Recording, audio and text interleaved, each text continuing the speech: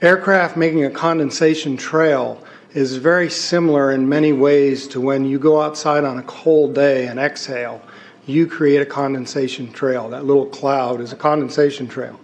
Now, if you take a 2-mile walk on a cold day and you can turn around and you can see your condensation trail tracking all the way back for 2 miles.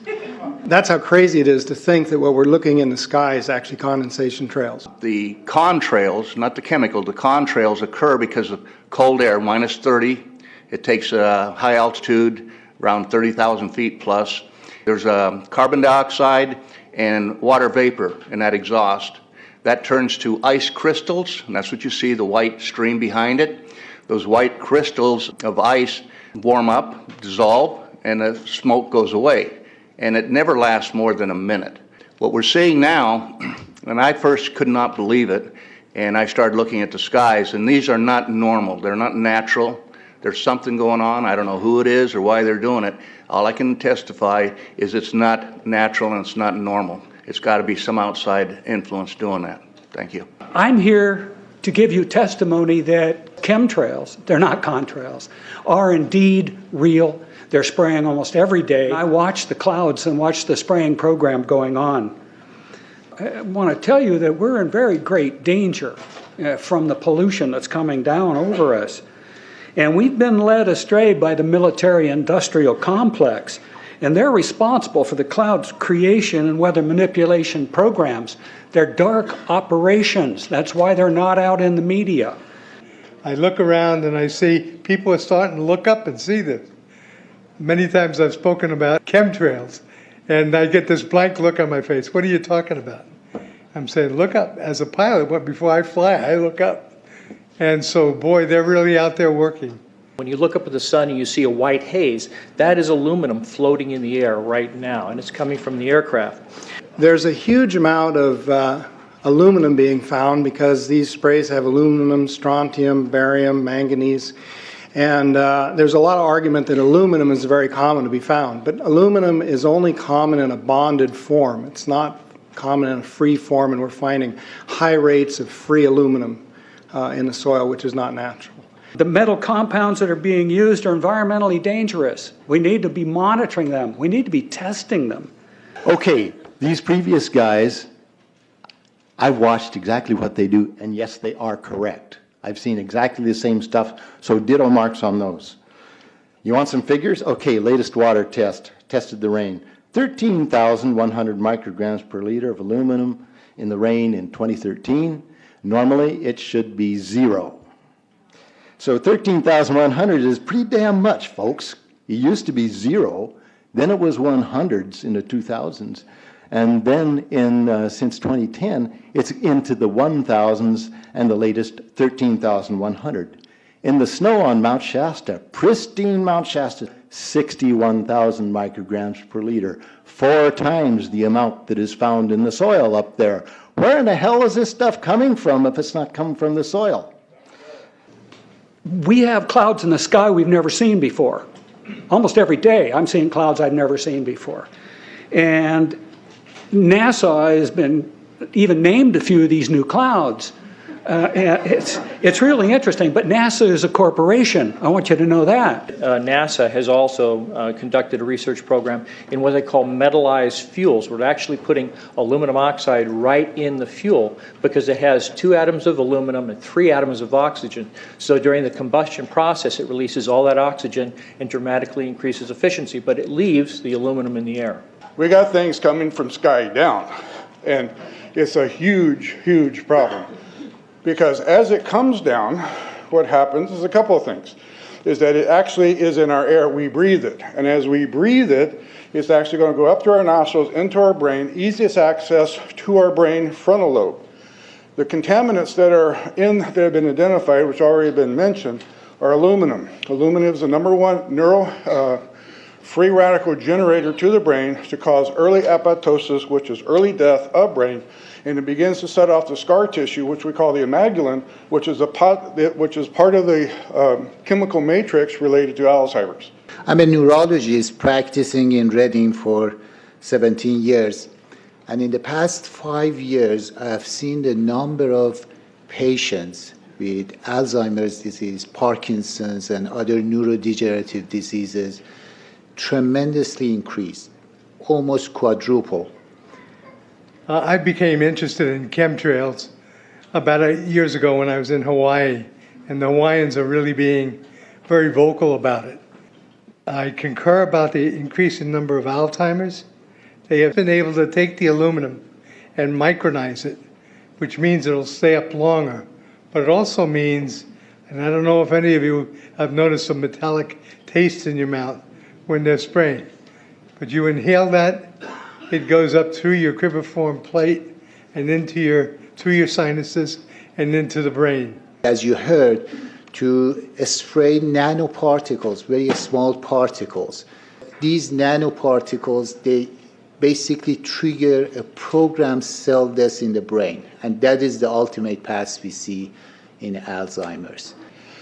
That's problem number one, because when we look at the Alzheimer issue, we say those are the old. The real problem is, and the real scare I have, is as I am a father of 2, I am a grandfather of 3. So the drama is our children. ADD started in the 70s. Autism was not on the radar. There was no documents, there was no information. It was 1 in 100,000 children. Today, what we have is 1 in 48 boys. I was part of the early group that was looking for aluminum in ADD and ADHD. And all of those children that started to develop those phenomena had high levels of aluminum. When we figured out protocols to detox them out, to free the body of those particular contaminants, what happened is that their brains came back. When we do this to the age, it doesn't come back as quick, but it will come back. But I'm seeing Alzheimer's in 56 years old. Back in the 70s, Alzheimer's when you were 80. If you remember 8 to 10 years ago, there was this big move to get rid of aluminum from underarm deodorant because it would cause Alzheimer's. Look what they're doing to us now. I want to give you a little bit of history on the background behind nanoparticles has been described before. A nanometer is 1/1000th of a meter. It's very small. In fact, if you have particles, say, that are 40 or 50 nanometers across, you can take and line 50 of them up next to a single red blood cell. These things are extremely tiny. They're pervasive. The collapse and decrease of agriculture is something I worry about even more than the previous info about autism and Alzheimer's. Believe me, I'm seriously concerned with what I'm watching. As a wildlife biologist, I've been watching the ecosystem collapse. When you lose all your stream organisms, when you have aluminum overload in your streams, you're killing your microbial bacteria and you're disrupting the entire ecosystem. So it goes way beyond just a little bit of pollution. How did Monsanto know to create aluminum-resistant plants? I don't think I've heard anybody ask that question. Okay. Insects. I've done studies in Siskiyou County. They're at 20% of normal. The aquatic insects basically made a nosedive in 2006 to about 20% of normal. So far this year, I've sampled 200 trout stomachs. 98% of them are empty. So sorry about the trout fishing, fellows. The mayflies, stoneflies, dipterus, and caddisflies are damn near gone. The terrestrial sampling is down to about 20% of normal, except for pest species like ants. We're seeing a loss of the major bird species, and as the gentleman said, the ecosystem is unraveling, and Audubon's been telling you that for years. The materials that are going into the environment right now, aluminum oxide nanoparticles and barium nanoparticles, these just happen to be the same materials that they use in nanothermate explosives. And so when this stuff settles down out of the air into the environment, it is small enough to be absorbed through the root structure of the trees in the forest. And so when there's a forest fire, and there will be a forest fire, those fires burn dramatically hotter.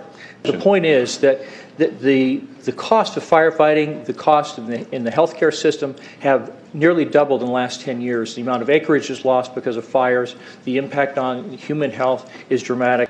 I personally tested water and aluminum, and I found aluminum had 47 times the normal expected amounts. Strontium had 10 to 20 times the amounts. Barium was 20 times. This is what the stuff looks like here. Collected, most people just think it's a cobweb, but I tested it. It has outrageous amounts of barium, strontium, and aluminum, but they destroy the sample, so I'm not letting this get away from me. You know, these tests are international. in scope. We're seeing this all over the world, guys. Okay, pH of acid soils is 20 times more alkaline. The aluminum in the soil has doubled in the last 10 years. The rain normal was 5.6. It's 20 times more alkaline. Aluminum blocks essential nutrients. I am unable in my garden to restore normal pH, and that's because nanoparticles are now in the circulatory systems of both plants and humans. The Air Force conducted a study starting in 1993. It was called In Vitro Toxicity of Aluminum Nanoparticles in Rat Alveolar Macrophages. That's a real fancy way of saying testing the effect of aluminum nanoparticles on the white blood cells in the little air sacs in your lung, the alveoli. And what they found in this 8-year study was that these particles, when you're exposed to them long enough, it suppresses the ability of your white blood cells to defend you from airborne infections coming into your lungs. So it suppresses your immune system. But they also found that these same particles, once they get into your system, they can actually go through the barrier in each one of the cells. They get inside the cells, and these particles can actually suppress the ability of mitochondria, which are in the cells that help to gobble up toxins and things that would be harmful to the nucleus and the reproduction process of the cells in your body.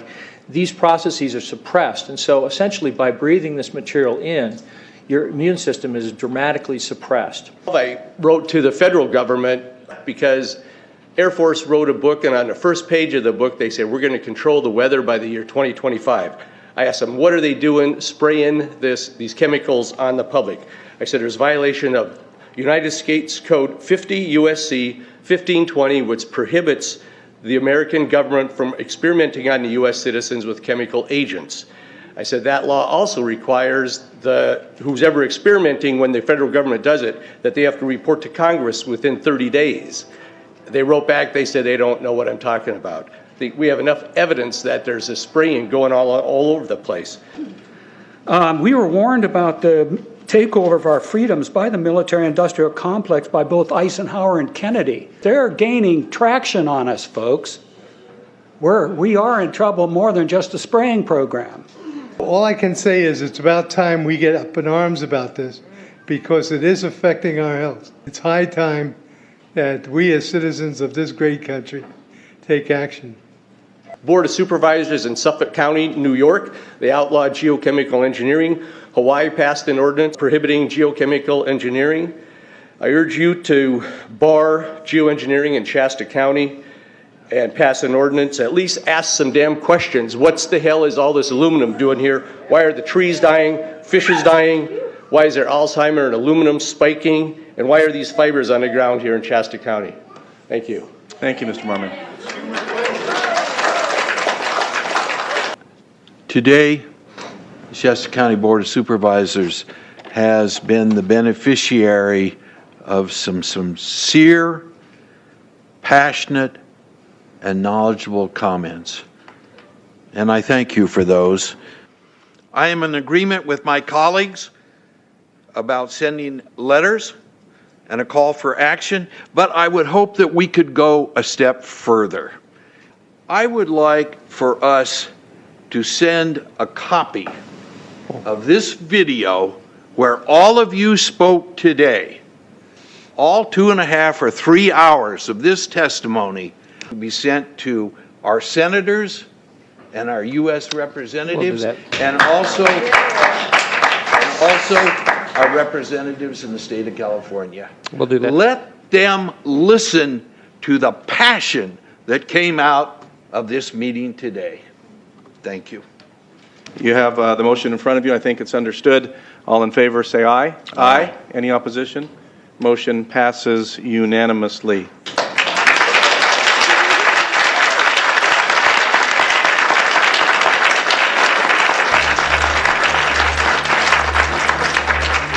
It wouldn't surprise me at all if the response is one that exceeds far the boundaries of Shasta County in terms of the platform that is offered, as evidenced by those who attended today from around the world. That's very impressive.